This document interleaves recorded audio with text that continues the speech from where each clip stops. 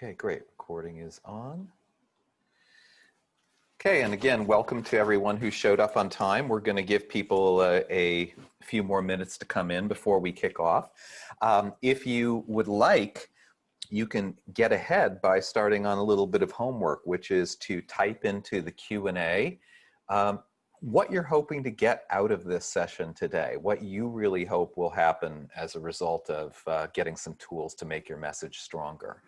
And while you're at it, if you really want to be ambitious, a question I'm going to ask you later on is to type in a single sentence or two sentences that express how you pitch your business today.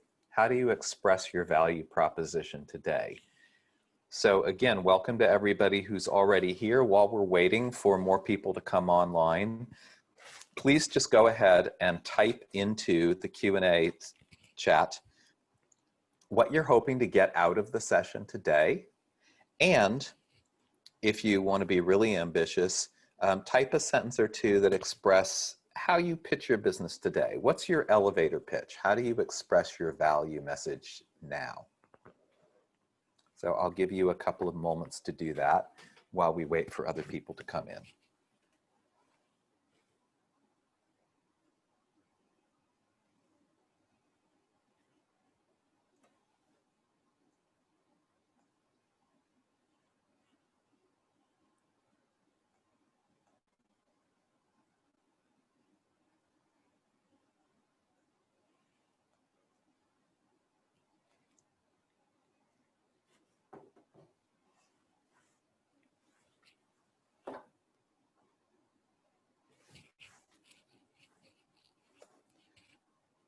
Okay, and again, welcome to anybody that's just joined. We will start in a couple of minutes. We'll give people a couple more minutes to come in. But in the meantime, if you would like to get started with the homework, so to speak, go ahead and type into the Q&A chat, one, what you're hoping to get out of today. Like what do you really hope you'll learn, or what do you really hope will happen with your messaging and your business as a result of having some new tools? And then two, if you want to go beyond that, just type in a sentence or two that's your elevator pitch today. How do you express the value and or the differentiation of your business already today?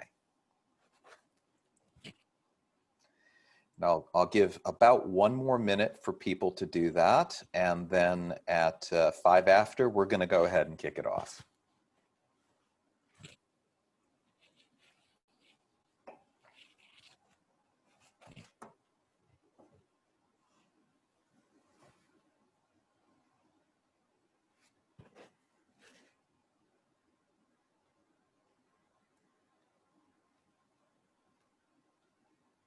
Okay, great. Leo, how to gain a slight advantage in a challenging sales environment. Yeah, sometimes it seems like a slight advantage is all we can hope for. Sometimes it's all we need. And interestingly enough, especially in, for example, a market where products are essentially at parity, the best product isn't always going to win. The clearest story is going to win. So Leo, I hope that we will be able to help you out with that today. Okay, it is 11:05, so I'm calling it. Let's roll, everybody. I'm Jeffrey Pease from Message Mechanics, and I want to welcome you to Message Makeover, sharpening your message to grow your business, aka how not to bore your customers to death. So let's get going. First off, what are you going to learn today? What's the value promise of this session? Well, fundamentally, you're going to learn 3 things, 3 hopefully fairly useful and important things. 1, why a short, clear message is essential to selling. Now, for a lot of people, that's preaching to the choir, and it's more about how do we get one. But why, from a cognitive perspective as well as a sales perspective, is having a short, clear message so important? Second, why is it so hard? If we know that having a short, clear value message for your business is essential to sell, why is it so tough to actually create one? Why is it so hard to hone yours down? And then finally, the meat of this is, how do you use the message matrix structure to actually get to that short, clear message? I think that's what people are really here today to learn. And as a bonus, and a topic that's really essential to coming up with good messages, we're going to talk about differentiation and how to screw it up, because in marketing, we screw it up a lot, especially in tech. And conversely, how do we not screw it up? How do we use differentiation appropriately? How do we use it at the right time? All right, so let's get into it. So first question I have for you is, why are you here? What are you hoping to get out of today? If you feel like sharing it with the group, go ahead and just type your answer to that question right in the Q&A chat. Otherwise, you can just jot it down and keep it to yourself. But really, what are your success criteria? Like, how will you know that this webinar was a good use of your time? Why are you here today? Okay, so we're talking about messaging. We're talking about coming up with a short, clear message that gets people's attention. So a lot of my work as a messaging consultant is actually working through, working around the limitations of human attention. And they are severe. And it's really important to understand, not just in our heads, but in our guts, just how severe those limitations are. And here's the thing, you can test this on yourself. We're all human beings. We all have the same basic wiring. So it's not too difficult to use ourselves as a test subject for the challenge of attention. So the first thing I want to do with you today is I want to give you a test. I want to test your attention. This is about a 90-second video. I think the audio is not going to come through, but that doesn't matter. The audio is completely unimportant. This is an attention test for you. I want to ask you, first of all, and put it in the chat if you like, how many of you actually saw the gorilla? And conversely, how many of you are willing to admit you didn't see the gorilla? So just yes or no. Okay, I see a yes from Leo. What we find out from this experiment, which, by the way, was originally done in the late 1990s, before we had smartphones and all the other things that now fragment our attention. So what we discovered is about 50% of people miss the gorilla. David saw the gorilla too. Okay, hey David, how are you? So what does this mean that 50% of people, not Leo or David, but 50% of people miss seeing the gorilla? And even the people that have seen this video before and saw the gorilla miss the other stuff. Well, what it means is this. There is what the eye can see, what the raw senses take in, which is a lot. And then on top of that, there's what the brain can attend at any given moment. And those things are drastically different. The attention is so much less. In fact, in the gap between what the eye sees and what the brain attends, you can actually hide, literally, an entire gorilla. And what do we as marketers or salespeople do very often when people are missing our gorilla, when they're missing our big point of value? Instead of like calling attention to the gorilla, we throw more basketballs. We just sort of hope something hits. So our impulse is very often to do literally exactly the wrong thing. So what's the right thing? Well, I got to drag you through the glass of the attention problem a little bit more before we can get to that. Because even if you do manage to get into your prospect's little tiny window of attention, a lot of the processing of what comes in there occurs way, way back of the prefrontal cortex, right? Way back in the old hindbrain. So here's kind of how it works. This is the hindbrain guide to data processing. A new stimulus comes into my environment, something I actually attend to. My first impulse, I'm going to evaluate one, can it eat me? Second impulse, if it can't eat me, maybe I can eat it. If it's not a lion that can eat me, maybe it's a rabbit to chase. These are hardwired evolutionarily determined responses. Beyond that, speaking of hardwired evolutionary responses, there's a reason why people watch Love Island, right? So the next thing to evaluate becomes, is there a mating opportunity? These are like the first three things that our hindbrain cares about. Then from there, we go to number 4, which is questions of social status, belonging, you know, in group, out group, AKA, how's my hair? All right. And then beyond that is essentially, or below that, I should say, is essentially everything else. And then below that, like way, way below that is, for example, a disruptive transformational cloud-based solution for enterprise contract management, AKA whatever it is that you are trying to sell. So it's really hard to get attention, and it's really hard to maintain attention, because here's the dark secret of attention. There ain't much. There just isn't much available for other people. We're all the center of our own universes.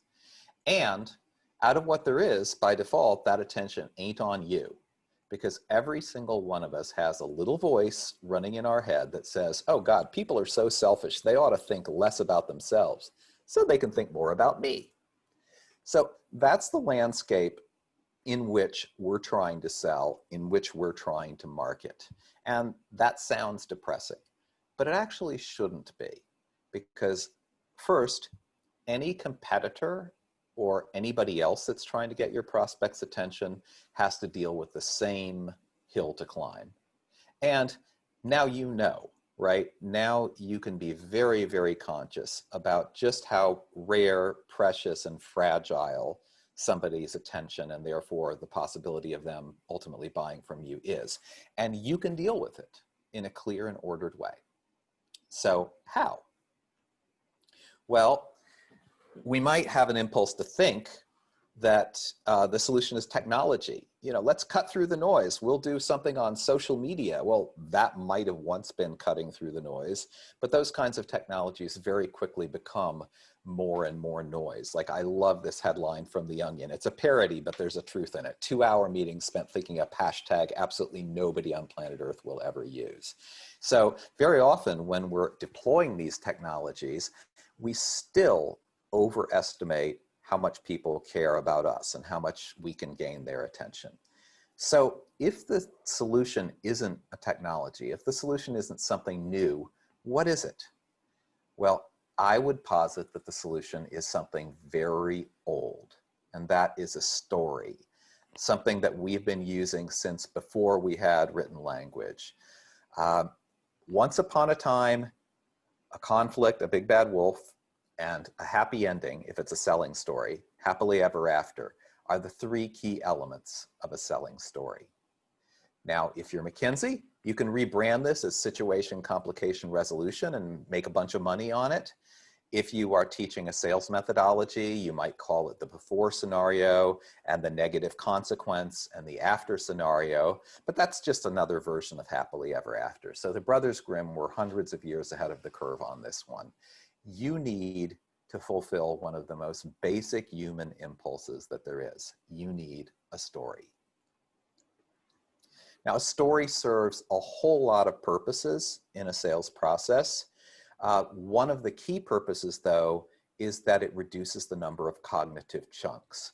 So if I were to say to David, for example, hey, David, I'm going to roll these 40 pearls out on this table, and then I'm going to point my webcam at them, and you look at them as long as you want. And then you close your eyes and you point to where each of those pearls is. There's no way in hell David would be able to do that. However, if I put a string through those pearls, a half a cent of fishing line, something magical happens. There's still 40 pearls, but they are transmuted into something else. They're now one necklace. A necklace that is easy to hold in my hand. It's easy to hold the concept of in my brain, and it's easy to put around my neck, you know, if I wore pearls. So it's transformative. Story turns many, many cognitive chunks into one string. So that's what we're looking to do. Now, if you can, think for a moment now or later, up to you, about what's your story today. Write down, or if you choose, type into the chat how you describe your value prop today. And hopefully it's not going to be a long paragraph. If it is, that means something. Well, I mean, among other things, it means you've probably showed up in the right webinar. But write down how you describe your value prop today. I'm not giving you a lot of time to do this because I want to keep rolling. So if you need to do it later, it's fine. But it's really important to say, well, what is my elevator pitch right now for my business? And now that you've got that, hopefully now that you've got that, let's move on. Now, just because you have a story doesn't mean that that story is good. And in a commercial context, there's really only one definition of good. And that is, a story is good if it helps you sell. Now, how do we know if a story is helping you sell? Well, there's 3 tests that we need to apply. First, is it clear? Do customers know what the hell you're talking about? So this isn't, do they think it's wonderful? It's, do they understand it? You know, do they know they've walked into the right shop? Do they know what it is you offer and what problem you purport to solve? Because if they can't get through that, and by the way, in tech in particular, where I spent most of my career, we fail that test all the time. If they can't get through that, they'll never get to the next one. And the next one is compelling. So not only do they understand, but do they see value? And Jeffrey Moore has a wonderful definition of compelling. He says, compelling means if I understood what you offered and you're talking to the right person and I believe you, I would be compelled to act because it would be irresponsible of me not to. Like, it's so valuable that I've got to do something. That's the gold standard of compelling. We don't always get there, but that's always what we aspire to. Now, finally, let's talk about another slightly less obvious one, and that is consistent. Do customers see the same story everywhere? And by everywhere, I mean both in channels you control and in channels you don't. In channels you control, absolutely you should be consistent. So what's on the website should match what salespeople are talking to people about, should match your data sheet or your explainer video. You know, you shouldn't be writing this collateral in a vacuum. It should all be coming off of a consistent theme. But if your message is clear and compelling and consistent within your company, you also have a much better chance of having it come through with fidelity in channels you don't control, such as the press. So the simpler and sharper and cleaner your story is, the more likely other people are going to carry it for you, preferably for free. And that really, really helps build credibility because it provides third-party validation. So your story is sales ready if it is clear, if it is compelling, and if it is consistent. So mentally now, just apply those tests to how you describe your business today. Do you believe that your value prop, that your elevator pitch, your message, whatever you want to call it, is clear? Do people understand what you do? Do you believe it's compelling? Is it valuable enough to actually prompt someone to take action? I mean, valuable enough in their perception, not in yours, because it's their perception we're dealing with. And finally, is it consistent? If you have, you know, a goodly number of people in your company, would they tend to all tell the same basic story? If so, fantastic. You know, that's great. If not, what do we do? Well, here's what we do. First, we have to understand why it's difficult, because these seem like pretty simple tests to apply. Why is it so hard to come up with a message that actually fulfills them? Well, there are a number of reasons, but I would say that the number one reason is, as they used to say in the old spy movies, you know too much. Right? We are each naturally the center of our own work universe. The product or service we provide is very, very important to us. We know about it more granularly than anyone on the outside ever would or ever would want to. So what's the consequence of that? When it's time to communicate out, we stuff too much in. We overload our story. dumping, feature vomiting is one example of that, but there are others. So we just stuff everything we can think of in, hoping something sticks. And, in our hearts, we know that's the wrong thing to do. We know that's not right, because we've all been told, and even maybe mentally believed, less is more. But which less? How do we know what to cut? How do we know which out of the 100 things that all seem vital to us, we're going to slice out? How do we aggregate up the most important things so that they can really come to a point and lodge in our prospect's head? Well, it's never going to be easy, but it can be made easier if you have a structure and a process to follow.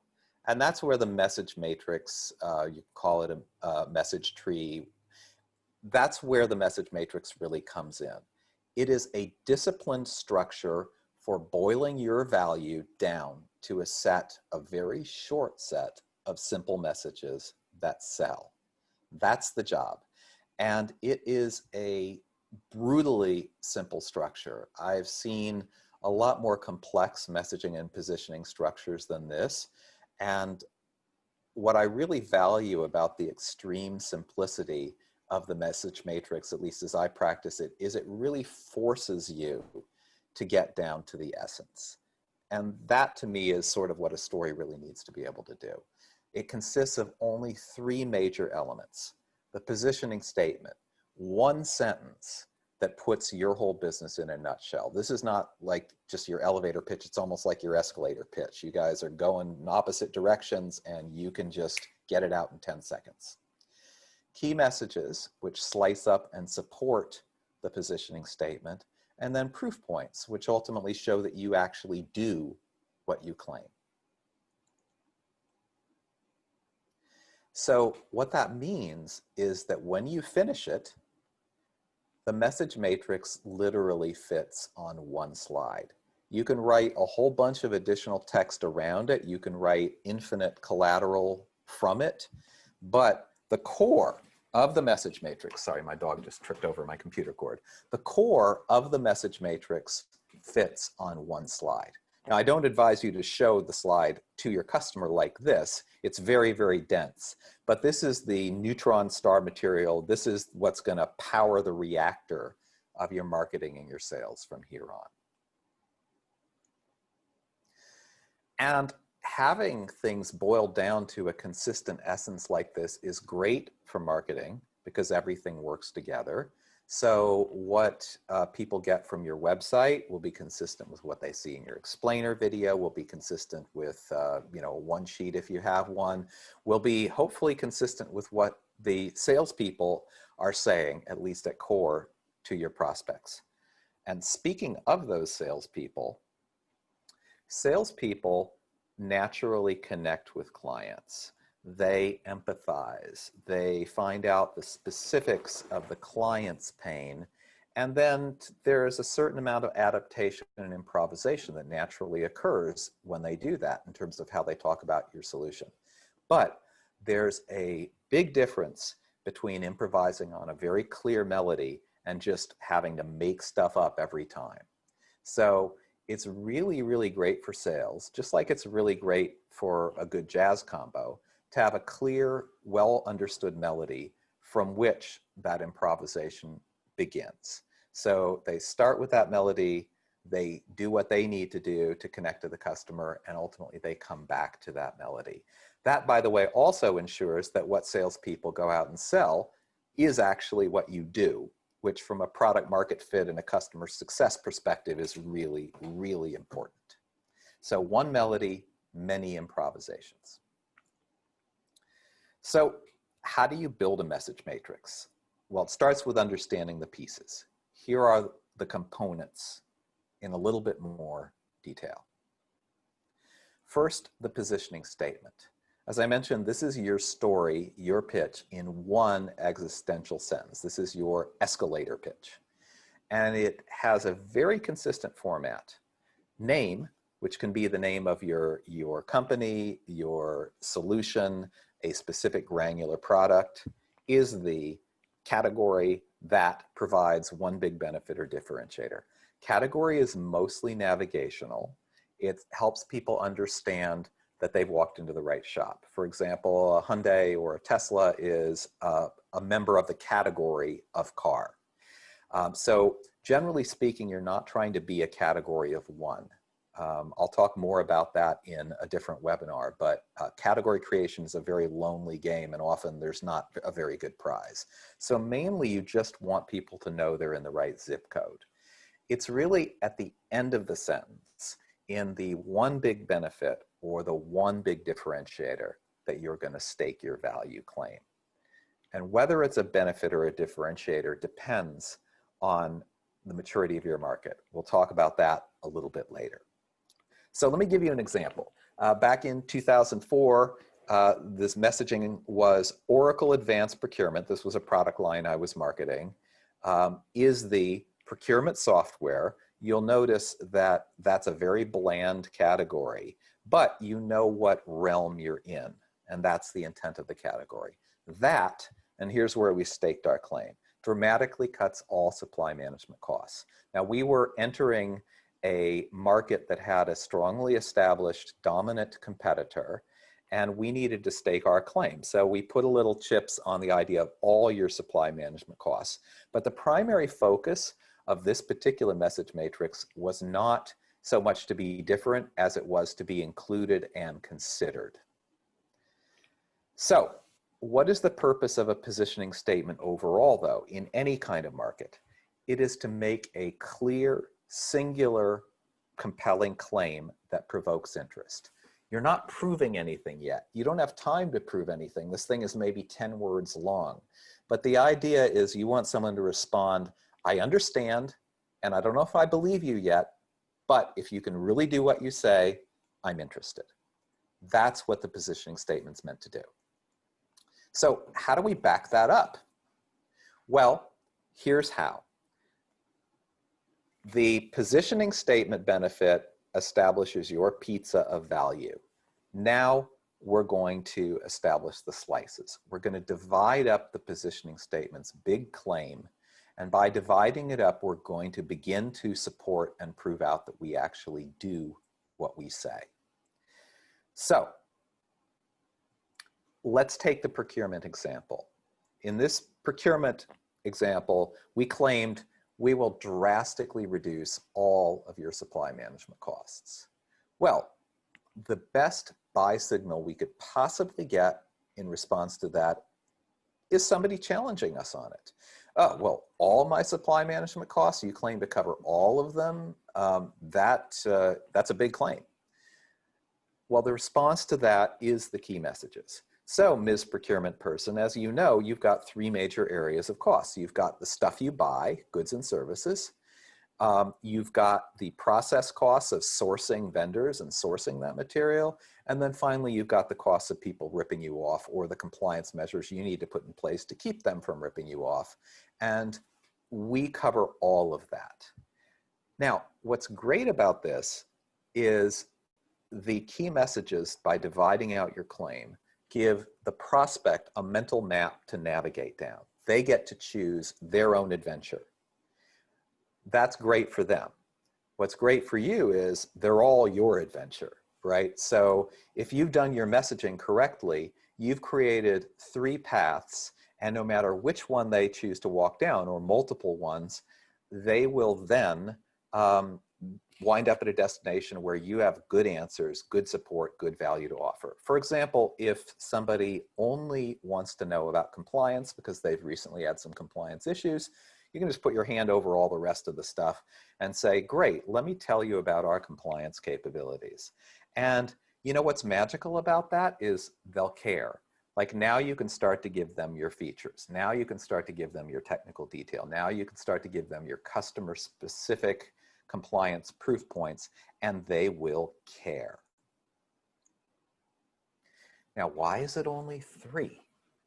Well, Monty Python definitely got this one right. 3 shall be the number, 4 shall not be the number, 5 is right out. But why is that? Well, There's a lot of cognitive research, psychology research on breakpoint numbers and how much people can hold in their head short term. There are the cultural traditions of the 3-act play and the 3-reel movie where Harry and Sally finally get back together. But I can summarize all of it in just a few words, and here they are. Nobody remembers the fourth stooge. So while a lot of people can name the original Three Stooges, Larry, Moe, and Curly, poor Shemp gets left out almost all the time. Not just because he's less famous, but because people just can't easily hold more than 3 things in their heads. And if you give them too much, if you give them 4, 5, 6 key messages, and I've seen that done more times than I can count, it's kind of like, you know, sticking another glass on the waiter's tray. At some point, not only does that glass fall off, but the whole tray can fall down. Right? So they may not just lose the last thing you said, they may lose everything. So even if you provide 100 points of value, please don't try to have 100 key messages. Find 3 reasonably natural buckets and aggregate your value into them. Even though you will lose information in doing that, even though messaging is always actually, in computer terms, a lossy compression scheme, you will still be far, far better off because what you come up with going through an ordered process of structuring your messaging is definitely going to be better than relying on the randomness of what people will remember if you overfill their heads. So now we're at the terminal layer of the message matrix, proof points. And the purpose of proof points is to show that you actually do what you say you do, right? So we've made one level of big unsupported claim, which is the positioning statement, and it's unsupported on purpose. We just need people to understand, not yet believe. You then slice that into 3 chunks, your key messages. Great. And those are also essentially unsupported claims, but they begin to support the top because they're more granular. Now we need to prove we're not full of crap, that we actually have something. So all of those features that you've been holding back until now, this is the time to bust them out. So proof points can have several different structures. There is, broadly speaking, the feature or capability proof point, which is something your platform or your software or your product or your company does. You can generate those yourself. And then there's another category, which is great when you have it, which is market proof. So if 1/3 of the Fortune 500 rely on your company, by all means, talk about it. If individual customers are willing to let you use their names and their logos, by all means, talk about it. But the capability proof points are things you can create on your own because they're characteristics of your product or your company. And you can format them as granular feature benefit statements like you see at the top here. You can, at a certain point, you're allowed to just name the feature. But here's the magic of having arrived at them through the message matrix path. If somebody has inquired for the supports of a particular key message, it means that that key message answers a pain. It answers something they care about. And what that means is that by the time you bust out the features, they're not just features anymore. They've become magically transformed into what in solution selling they used to call capabilities. The only difference between a feature and a capability is that a capability is a feature that answers a pain the customer has admitted to. So if I'm getting to that compliance feature in the procurement example, that means I care about compliance and therefore I care about that capability. So that's the transmutational magic. It's not in what's in the feature itself, it's in how you arrive at it or how you help the customer arrive at it. That's what matters. Okay, so moving on from proof points, I can say now at this point that you now have the entire basic structure of the message matrix. There's a lot of process that goes into arriving at the right message matrix for you, but you've got the basic structure and I hope you'll use it. I hope you'll start structuring and honing your messaging today. There is one more tool that you're going to need though, excuse me, and that is a very clear understanding of differentiation. when to use it, and most importantly, when not to. Because differentiation is a weapon. It is a loaded gun. And it's either going to be, you're either pointing it correctly at your competitor or you're pointing it straight at your own foot and you're going to shoot yourself in the foot. So the key to differentiation, just like the key, that old joke about the key to comedy, is timing. When you do it. Here's when to do it. You want to differentiate when your prospect already understands the category you're in and when they already know that you're in it. So when they know what a car is and they know that your company makes cars, then you can focus on differentiation. Before that, you have to focus somewhere else. Let me give you an example. If you were a farmer 120 years ago in Iowa, and I was Henry Ford, I'd be an idiot to come up to you and say, hey, farmer in Iowa who's never seen a car before, you should buy my Ford automobile because it has the best gas mileage or the most efficient carburetor of any automobile, way better than a Chevrolet. So you would immediately look at me and you would say, what's a carburetor? What's an automobile? Get the hell out of my horse barn. So I've missed you. I've gone over your head. I've differentiated when I've not yet educated you about the category when you have no reason to care. So what should I be doing instead? I should be educating you about the advantages, not of a Ford, but of a car. I should be building the category of car. You know, it goes faster. You don't have to scoop the poop up. You'll get your milk to the market sooner. If I sell you on the value of a car, then it just becomes very convenient for both of us at the end of that education process that I'm sitting here with a Ford to sell you. So don't sell a Ford when you should be selling carness. On the other hand, 100 years later, Hyundai entered the US car market and everyone knew what a car was. So basically Hyundai had to let people know that they made a car and that it was a decent car. And they had to get people to at least consider them. It's only when people understand what a car is and they know you as a solid vendor of cars that you get the privilege of only focusing on differentiation. So in the car market today, maybe cars are 98% the same, but car messaging tends to be around what makes one different from another. You know, whether it's a Mercedes or a Tesla, you know, sometimes it's features, sometimes it's image, like the ultimate driving machine. But ultimately, car vendors very consistently focus on that 2% differentiation because that's what's appropriate for a market where everybody already knows what the thing is and who the players are that make it. So if you're in that fortunate position, by all means, go at it with differentiation focused messaging. If you are not, then act appropriately. Educate people if that's what you need to do. You will benefit from it big time in the end. I actually love education marketing situations.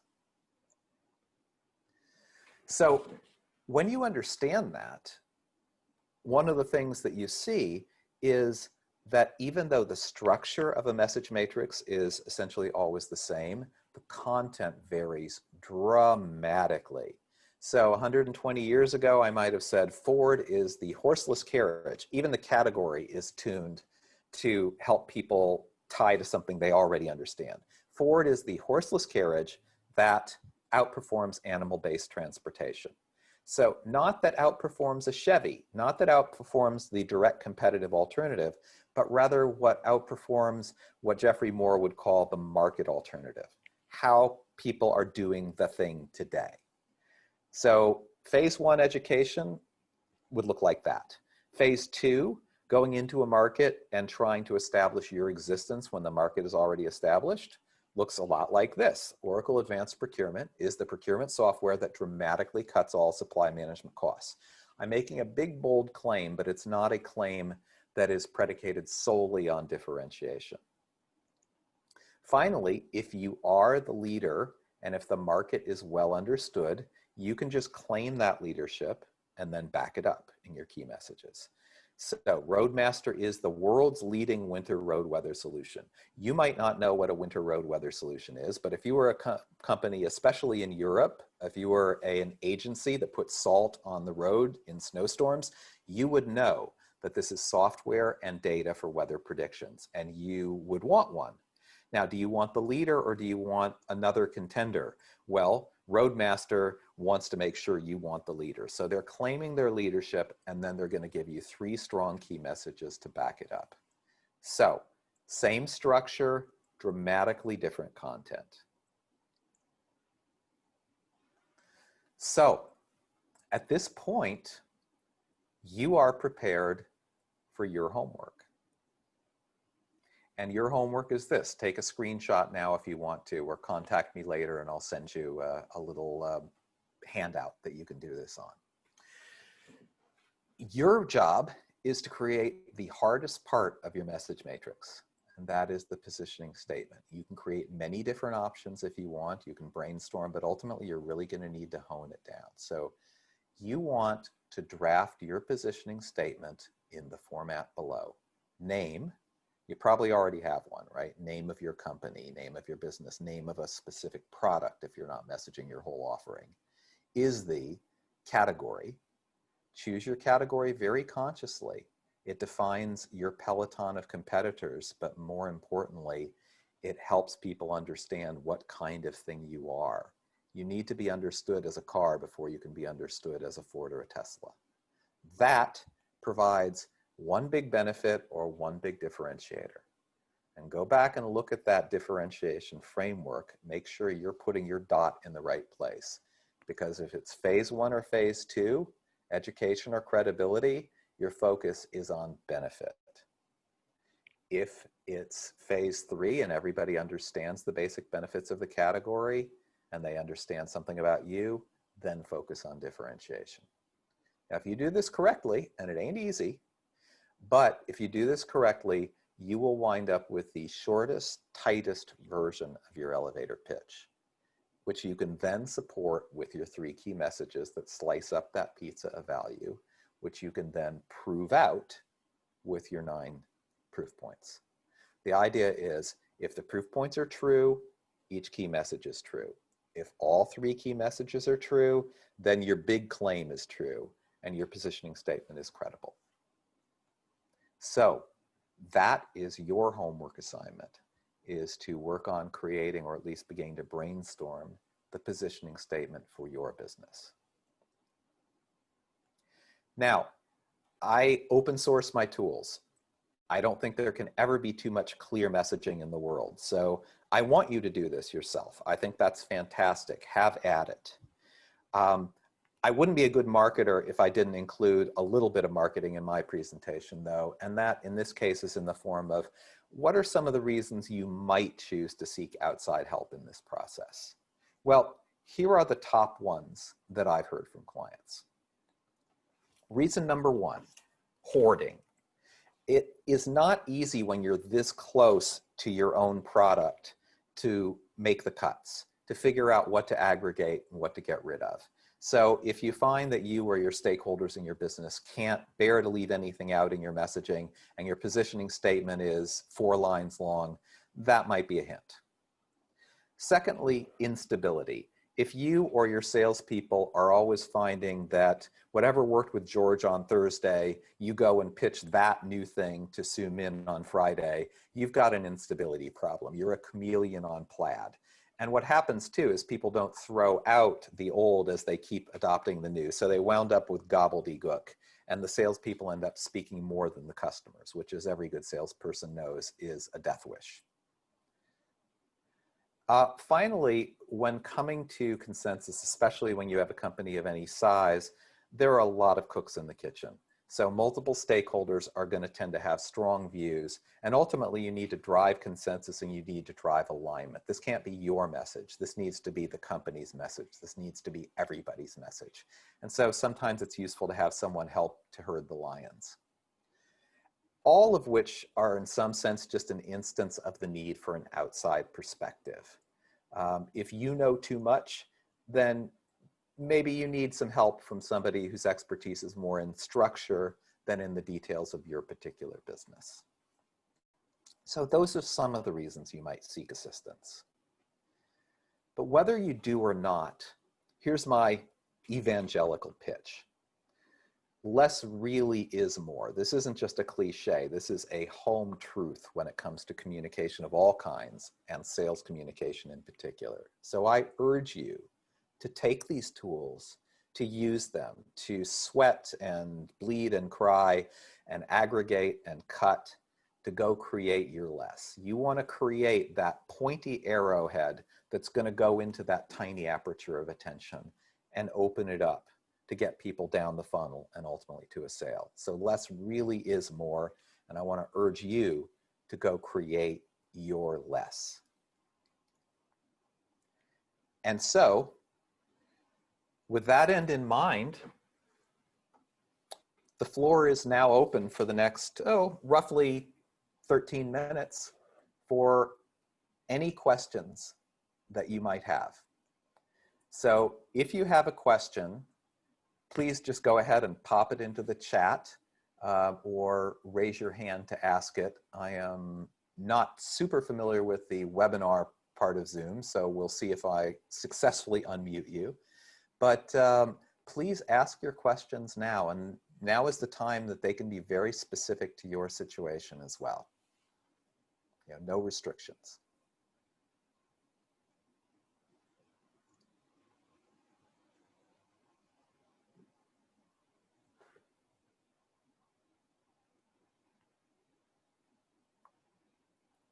Okay.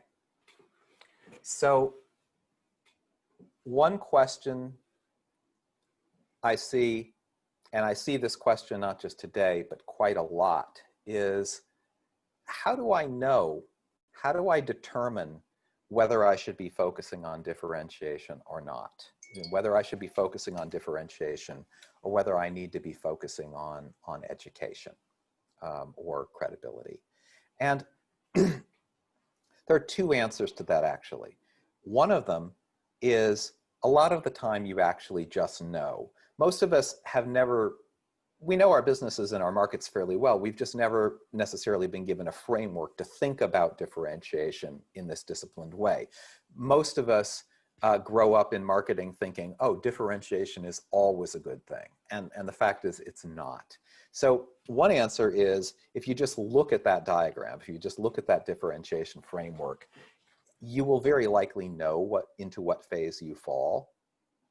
But the second answer is a slightly more ordered one. I'm actually working on a differentiation quiz to help people self-service figure this out. But in the meantime, here's the way you want to think about it. First think about your ideal customer profile, both the kind of company and the kind of role. And second, thinking about that ideal customer, ask yourself, what is their alternative to me? And if their alternative to you is a competitor that does something very similar to you, never mind that you think you're better, let's assume you're better, but a direct competitor, like somebody you might see in an RFP process. If that's your most urgent competition, then there's a pretty high probability that you need to be focusing on differentiation. But even if you have direct competitors, you may still find that that's not your biggest problem. So look at it very carefully. So the other kind of competition you can have is what Jeffrey Moore calls a market alternative. So if I'm a car maker, am I differentiating from other cars, or am I trying to get people to give up their horses? If I'm getting people to give up their horses, then I'm probably in education. If I'm trying to get people to give up another car or buy me instead of another car, then I'm probably in differentiation. And there is a continuum, but those are the two extremes, and they're fairly easy to understand once you have the framework. So I hope that answers the question. Okay, I have a question from David. Will you have the presentation available as a recording or a PDF? David, the presentation will absolutely be available as a recording. As far as a PDF goes, I have some other PDF resources that I can share, things like 4 signs that you might need a messaging makeover. And there's also quite a lot of content on my blog, which is just at messagemechanics.com. But this presentation, yes, will absolutely be available as a recording that I can share with you. Okay. Best medium for a sales force to do outreach: email, LinkedIn, outbound calling. Thank you for that question, Leo. You know, as one of my old Cornell professors used to say, the answer is always it depends. Of course, then that obligates you to say, well, what does it depend on? So there are a lot of questions, Leo, that I would need answers to be able to get more specific on that. So you might want to contact me and we can schedule a, you know, like a free consult conversation a couple of weeks from now to talk about the specifics of your business. Because some of the things that determine that choice are things like, are you in a low volume, high value transaction business? Like, are you a SaaS company whose average contract value is $100,000 a year? That is a very different kind of outreach in volume and in the level of personalization than, for example, you know, something that you're selling for $1 that you're going to sell 3 million of to 3 million different people. So unfortunately, there's not a singular answer to that. The answer derives from the specifics of your situation. So I'd have to understand a little more, but I'd be eager to understand a little more. So ping me and we can set up a talk. Rachel, any tips on if your differentiator appears to be piggybacked on others claiming the same? Oh, Rachel, this is a nuanced and often really frustrating topic. The reason it can be frustrating is if your differentiator is something that you know you do, but other people are claiming to do it even though you know they don't. That's a really tough one, because it's very hard to have your differentiation message be, no, really, ours actually does what others say they do.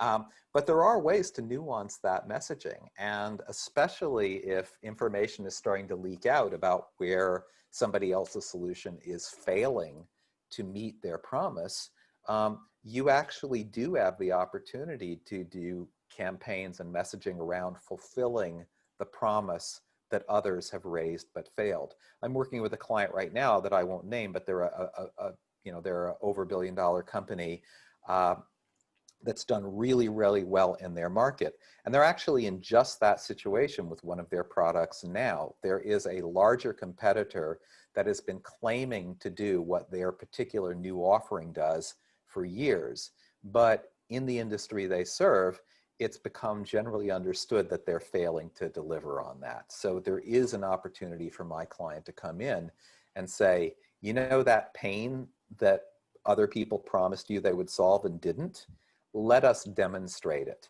And in that kind of a situation, Rachel, you also want to be as transparent as possible. If it's the kind of product that people can actually see a demo of, touch, use, prove to themselves that it actually does what others have previously only promised, then give them that transparency, give them that opportunity. And you know, the truth will show. One of my great marketing mentors, Dave Kellogg, used to say that marketing is ideally telling the truth to your own best advantage. So if you do something others are only promising, you know, there'll be nuances and work you have to do on the language, but ultimately it's okay to show that you deliver what others have only promised. Great, thanks Rachel for the question. Okay, any other questions, guys? We're a few minutes from time. We might have time for one more if there is one more. And while I wait to see if anybody else is going to pop another question in, let me just you know, make the offer to you. My business is really booming right now, thankfully, in this even in this crazy time. But if you're watching this and you think, gee, I need a little help, or I've got one of those questions that can only be answered based on the specifics of my business, let me say that for people watching this webinar live right now, at least, I'd be very happy to hear from you. I have some additional resources that I can share for self-service work. And I'd also be happy to have, even though it might take a couple weeks to schedule, a consult with you to learn a little bit more about your specific situation, either to just give some quick advice or to see if I can be of help. Okay, David, are you open to delivering to a large group? Absolutely, David. I kind of love preaching the gospel on this stuff, even though I make my living with individual companies and there's only so many of them I can serve at a time. I really, really believe that there's way too much gobbledygook in the marketing and sales world, and it's kind of a personal, mission of mine to lessen it a bit. So I would be so delighted to speak to a large group, right now, obviously, probably virtually or live at some time in the future. So yes, that would be fantastic. Please contact me about that. All right, everybody. Thank you so much for joining in.